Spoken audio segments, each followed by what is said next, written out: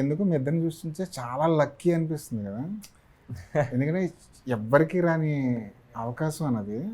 ఒకవైపు సంగీతం గారు ఉన్నారు, ఒకవైపు స్వప్న సినిమా ఉంది, ఒకవైపు దేవిశ్రీ ప్రసాద్ ఉన్నారు, ఒకవైపు నాగశ్విన్ ఉన్నారు. ఇంతమంది కలిసి ఒక సినిమా చేస్తే అందరూ ఒక న్యూ కమర్స్కి మీలాంటి వాళ్ళకి ఒక ఛాన్స్ రావడం అన్నది కళలో కూడా ఎక్స్పెక్ట్ చేయలేం. కలలో కూడా అనుకోలేదు. నేను అదే వాడింది మా సినిమాలో ఉంటుంది.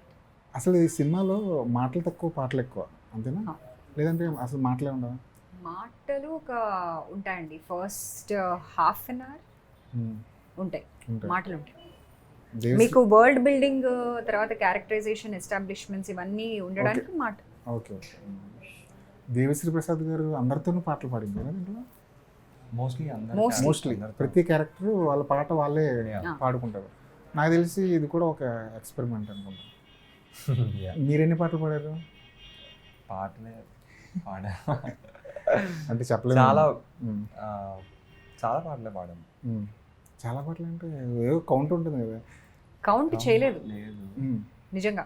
కూర్చుని ఇప్పటివరకు ఎవరేమో కౌంట్ చేయలే ఎన్ని పాటలు ఉన్నాయి, ఎన్ని మ్యూజికల్ బిట్స్ ఉన్నాయి అనేది కౌంట్ చేయలేదు. మ్యూజికల్ బిట్స్ అనొచ్చు యాక్చువల్గా.